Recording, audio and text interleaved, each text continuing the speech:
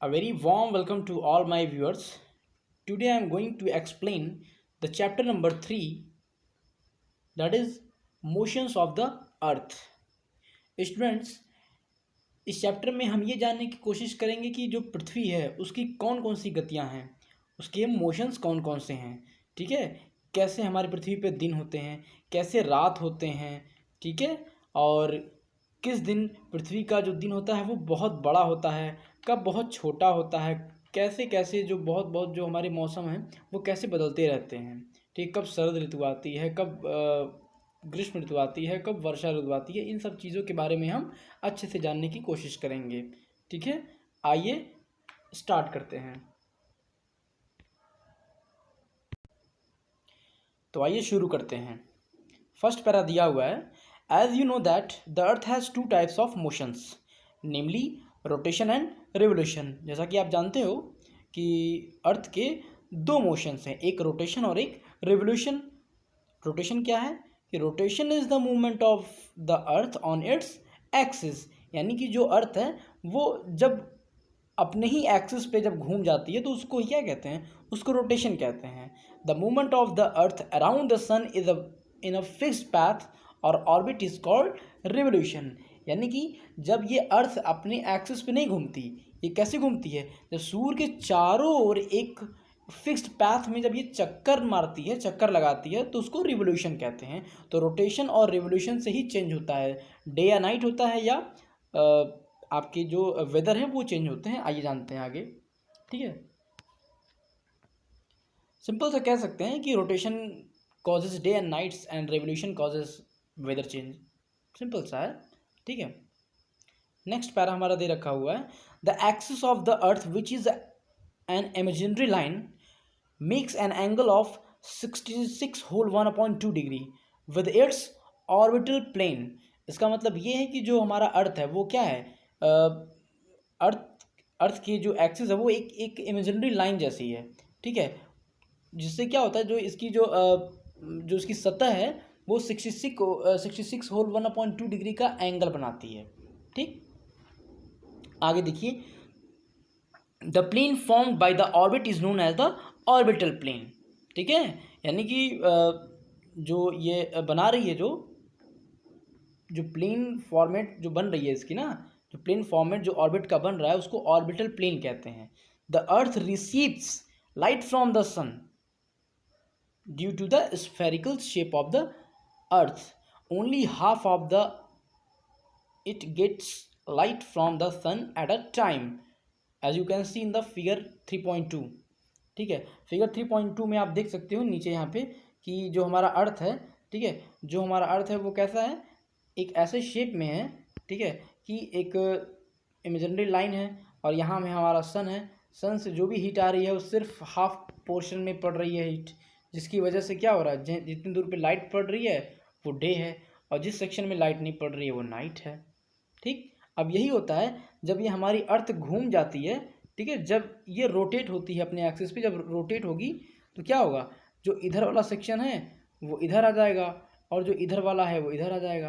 यानी कि जिस पार्ट पे अभी प्रेजेंट टाइम में डे है, जिस पार्ट पे अभी प्रेजेंट टाइम में डे है, वो घूम करके जब इधर आ जाएगा तो इसकी तरफ नाइट हो जाएगा, और जिधर नाइट है वो घूम करके जब इधर आएगा तो यहाँ पे डे हो जाएगा।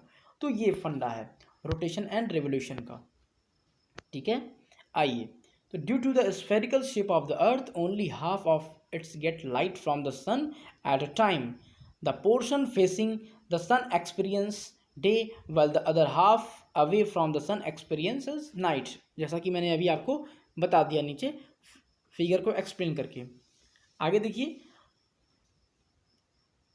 The circle that divides the day from night on globe is called the circle of illumination. यानी कि अर्थ का वो पार्ट, या अर्थ का वो पार्ट जो ये डिसाइड करता है कि किधर किधर डे है या किधर नाइट है, या किधर डे या नाइट होगा, उसको हम सर्किल ऑफ इल्यूमिनेशन कहते हैं। जैसे एग्जांपल अगर हम लें तो जैसे मान लो कि ये हमारा अर्थ है, ठीक है, और ये हमारा यहाँ पे सन है जो हीट दे रहा है, लाइट दे रहा है, ठीक है, और ये एक इमेजिनरी लाइन हमने ड्रॉ कर दिया। तो यहाँ पे इस वाले सेक्शन पे देखो हीट इधर पड़ रहा है ना, जब हीट इधर पड़ रहा है तो ये वाला सेक्शन हमारा डे कहलाएगा और ये वाला सेक्शन हमारा नाइट कहलाएगा। और बीच में जो ये लाइन आप देख रहे हो ना, ये जो बीच में जो लाइन है ये, ठीक है, यही इस लाइन को ही क्या कहेंगे हम, सर्किल ऑफ इल्यूमिनेशन।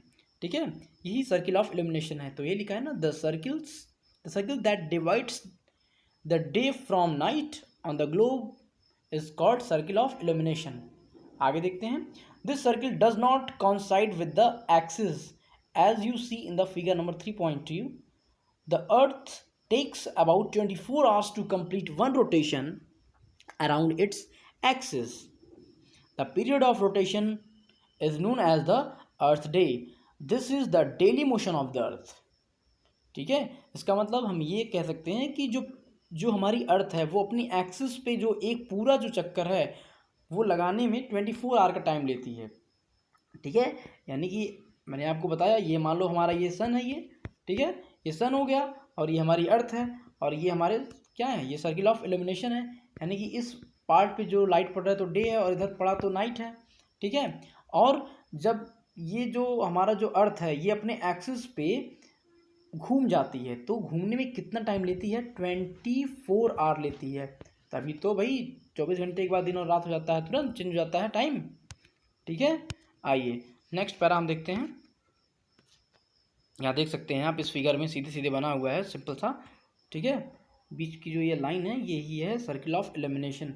इधर से सन से लाइट पड़ रही है, येलो सेक्शन, तो आपका डे है और ये जो आपका ब्लैक सेक्शन दिख रहा है ये नाइट है।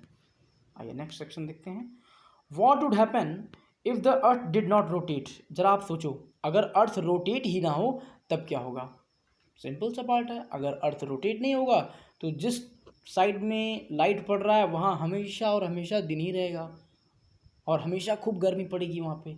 और उसके अपोजिट अगर देखें दूसरे सेक्शन में जहाँ पे लाइट नहीं पड़ रही है तो वहाँ हमेशा अंधकार रहेगा, यानी रात रहेगा और पूरे समय वहाँ पे ठंड रहेगा।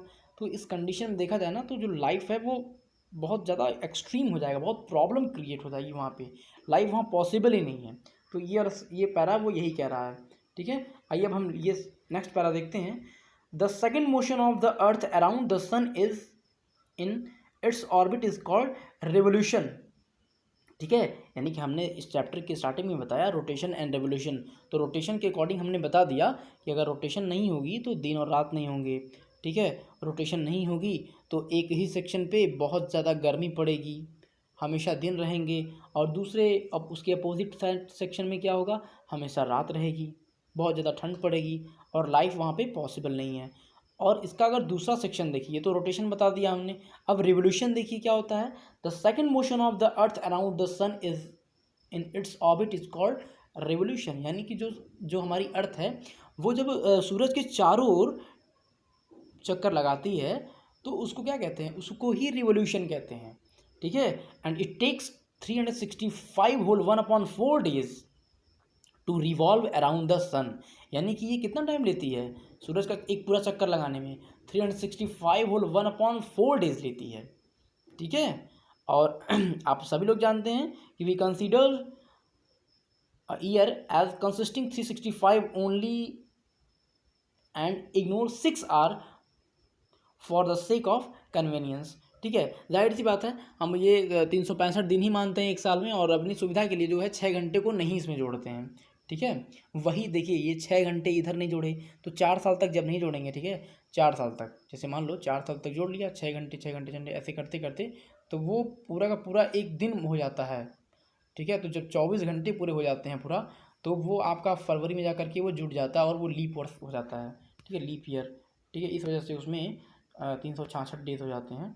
हाँ, आइए नेक्स्ट सेक्शन देखते हैं। ठीक है, देखिए क्या लिखा है next para. 6 are saved every year are added to make one day, it means 24 hour over a span of 4 year. This surplus day is added to the month of February. Thus every fourth year February is of 29 days instead of 28 days.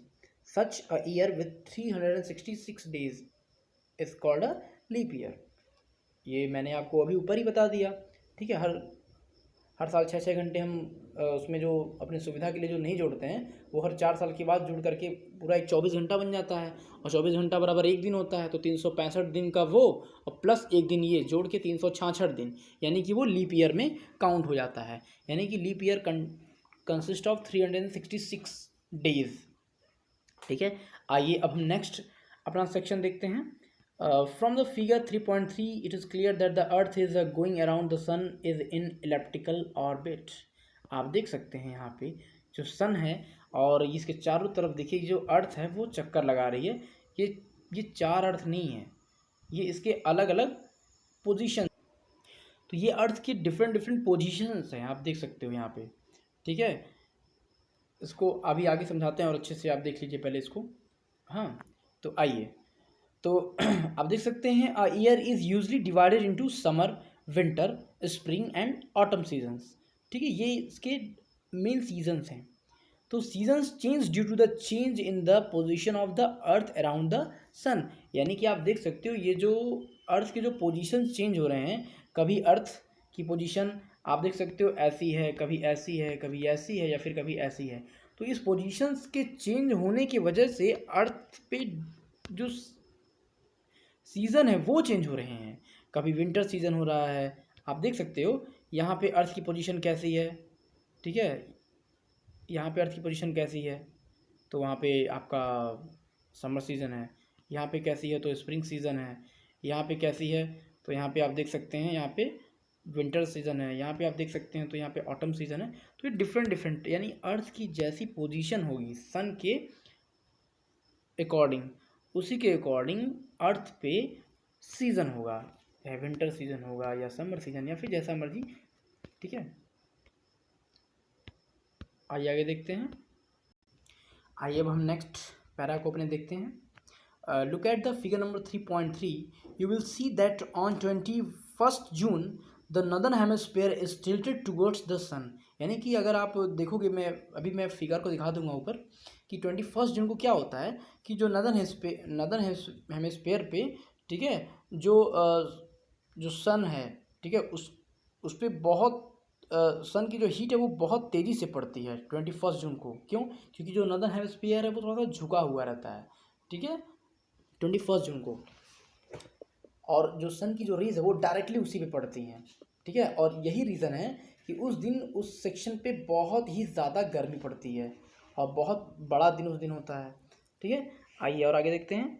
The rays of the sun fall directly on the tropic of cancer. As a result these areas receives more heat. जैसा कि मैंने अभी बताया, the areas near the poles receive less heat as the rays of the sun are slanting. ठीक है, अच्छा, क्यों? क्योंकि ध्रुवों के पास जो है, पोल्स के पास जो क्या होता है, पोल्स के पास वाले क्षेत्रों में कम गर्मी पहुंचती है, कम ऊष्मा पहुंचती है। रीज़न क्या है? क्योंकि वहाँ जो सन की रेज है वो तिरछी पड़ती है, स्लैंटिंग पड़ती है। और रीज़न ये है कि जो नॉर्थ पोल है वो सन की तरफ थोड़ा सा झुका हुआ होता है। ठीक है, आइए देखें, लिखा है the north pole is inclined towards the sun. हाँ देखिए, the north pole is inclined towards the sun and the place beyond the arctic circle experience continuous daylight for about 6 months। इसका मतलब ये है कि जो नॉर्थ पोल है वो सूरज की तरफ थोड़ा सा झुका हुआ होता है, और जो नॉर्थ पोल के लाइन के बाद वाली जो भाग है ना, उस पर 6 महीने तक लगातार दिन रहता है। ठीक है, आगे देखिए, since a large portion of the northern hemisphere is getting light from the sun, it is summer in the regions north of the equator. इसका मतलब ये है कि चूंकि मान लीजिए कह सकते हैं कि जो नॉर्दर्न हेमिस्फीयर है उसके बहुत बड़े भाग में सूर्य की रोशनी प्राप्त होती है, इसलिए क्या होता है, इनके जो सेक्शन है, क्या होता है कि जो हेमिस्फीयर है, वहाँ जो नॉर्दर्न हेमिस्फीयर है वहाँ पे उसके बहुत बड़े पार्ट पे, पोर्शन पे हमेशा लाइट पड़ती रहती है। इस वजह से वहाँ पे बहुत ज़्यादा गर्मी होती है। गर्मी के मौसम में बहुत ज़्यादा गर्मी इसीलिए होती है। ठीक है, आगे देखते हैं। The longest day and the shortest night at these places occur on 21 June। At this time in the southern hemisphere all these conditions are reversed, ठीक है। यानी कि नदर्न हेमिस्फेयर पे जो होता है इसका मतलब 21 जून को बहुत ज़्यादा गर्मी पड़ती है। इसके ठीक अपोजिट अगर बात करें सदर्न हेमिस्फेयर में तो उसका सीधा उल्टा होता है। 21 जून को वहाँ बहुत ज़्यादा ठंडी पड़ती है, सिंपल सा है, ठीक है। It is in the winter season year, यानी कि वहाँ बहुत गर्मी पड़ रही है तो गर्मी का मौसम है, उधर बहुत ठंडी पड़ रही है तो ठंडी का मौसम है। The nights are longer than the days, और जो रातें होती हैं वो काफ़ी लंबी होती हैं। तो this position of the earth is called the summer solstice. तो ये जो पोजीशन होता है, ऐसे पोजीशन अर्थ के इस पोजीशन को समर सोलेस्टिक कहते हैं, ठीक है। आइए और सेकंड पोजीशन क्या है, नेक्स्ट पैरा हमारा देखें। On the 22 December the tropic of capricorn receives direct rays of the sun as the south pole tilts towards it. इसका मतलब क्या होता है, जो अगर 22 दिसंबर को देखें, 22 दिसंबर को क्या होता है कि सदर्न पोल में जो सूरज है वो झुका हुआ होता है, ठीक है। और इसके कारण क्या होता है, जो मकर रेखा यानी कि जो हमारी मकर रेखा यानी कि कैप्रिकॉर्न जो होती है, कैप्रिकॉर्न लाइन, कैप्रिकॉर्न सेक्शन जो होता है वो उस पर सूरज की जो किरणें होती है डायरेक्ट पड़ती हैं, ठीक है, उस पर डायरेक्ट पड़ती हैं। तो क्या होता है, as the sun's rays fall vertically, यानी डायरेक्ट जब अगर उस पर पड़ रहा है तो क्या होगा, at the tropic of capricorn that is 23 whole 1/2 degree south a larger portion of the southern hemisphere is gets light, ठीक। जब सूरज की सीधे रोशनी पड़ रही है तो वहाँ के बहुत बड़े सेक्शन पे बहुत ज़्यादा लाइट पड़ती है, तो इसलिए वहाँ पे क्या होता है, it is summer in the southern hemisphere. इसलिए सदर्न हेमिस्फीयर में क्या होता है, उस दिन गर्मी का मौसम होता है, ठीक है, with longer days and shorter nights. जाहिर सी बात है, अगर गर्मी का मौसम है तो आपके दिन लंबे हो रहेंगे और रातें छोटी रहेंगी, ठीक। The reverse happens in the northern hemisphere, और उसका ठीक उल्टा होता है कब, नॉर्दर्न हेमिस्फीयर में होता है। यानी कि सदर्न हेमिस्फीयर में अगर गर्मी है तो नॉर्दर्न हेमिस्फीयर में ठंडी होगी, और अगर नॉर्दर्न हेमिस्फीयर में ठंडी है तो सदर्न हेमिस्फीयर में गर्मी होगी, यानी कि सीधा उसका अपोजिट होता है उसमें, ठीक है। तो this position of earth is called the winter solstice, ठीक है। Do you know that Christmas is celebrated in Australia in the summer season, यानी कि जो हमारी जो बात करें अगर ये फेस्टिवल है, ठीक है, क्रिसमस, ये ऑस्ट्रेलिया में समर सीजन में सेलिब्रेट करते हैं। आइए, on 21 March and September 23 direct rays of the sun fall on the equator, यानी कि 21 मार्च को और 23 सितंबर को सन की जो लाइट है वो डायरेक्ट इक्वेटर पे पड़ती हैं। अच्छा, इक्वेटर क्या है, इक्वेटर के बारे में मैंने आपको भी बताया कि जो इक्वेटर है ये मान लो आपका अर्थ है, ठीक है, ये जो लाइन है जो अर्थ को दो पार्ट में डिवाइड कर रही है यही लाइन को इक्वेटर कहते हैं, ठीक है। Equator lines divide the earth into two hemisphere, that is northern hemisphere and this one is the southern hemisphere, okay, ठीक है।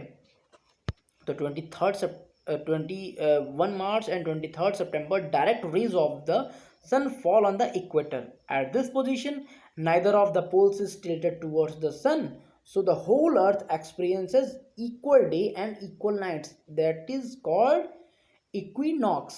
यानी कि क्या होता है, 21 मार्च को 23 सितंबर को सन की जो रेज होती है वो डायरेक्ट पड़ती है इक्वेटर पे, तो इस कंडीशन में क्या होता है, कोई भी जो पोल है ना वो सूरज की तरफ झुका हुआ नहीं होता है, इसलिए पूरी पृथ्वी पर दिन और रात दोनों बराबर ही होते हैं, ठीक है। इसलिए इसको क्या कहते हैं, इसको इक्विनॉक्स भी कहते हैं, इस कंडीशन को इक्विनॉक्स कहते हैं। जब रात और दिन हमेशा बराबर रहे उसको इक्विनॉक्स कहते हैं। और ये कब होता है, 21 मार्च को होता है और 23 सितंबर को होता है। आइए नेक्स्ट पैरा देखते हैं हम। On 23 September it is autumn season in the northern hemisphere. अब देखिए 23 मार्च को नॉर्दर्न हेमिस्फीयर में क्या होता है,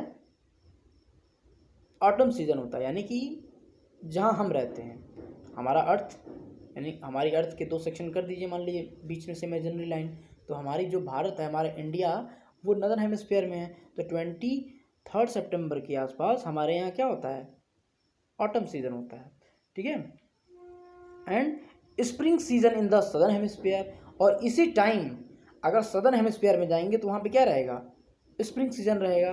this opposite in the case on 21 मार्च, और 21 मार्च में भी यही सीधे उल्टा होता है, ठीक है।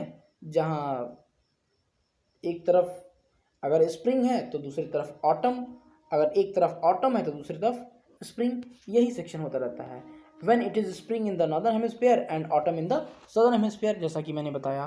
लास्ट पैरा देखिए, thus you find that there are days and nights and changes in the seasons because of the rotation and revolution of the earth respectively.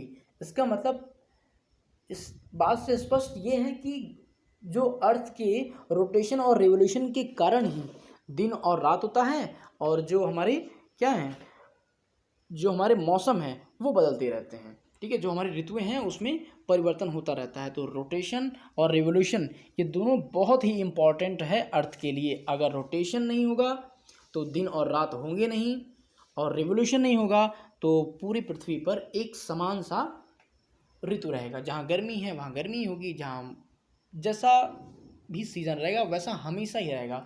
तो ऐसी कंडीशन में पृथ्वी पर जीवन संभव नहीं है। सो अब ये हमारा चैप्टर फिनिश हो गया है। अब हम नेक्स्ट वीडियो में मिलेंगे अपने नेक्स्ट चैप्टर के साथ। ठीक है, अगर आप सभी लोगों को मेरा ये वीडियो पसंद आया है तो प्लीज़ इसे आप लाइक कीजिए, सब्सक्राइब कीजिए और बेल आइकन को प्रेस कीजिए ताकि आपको लेटेस्ट वीडियो के अपडेट्स मिलते रहें। Till then, thank you.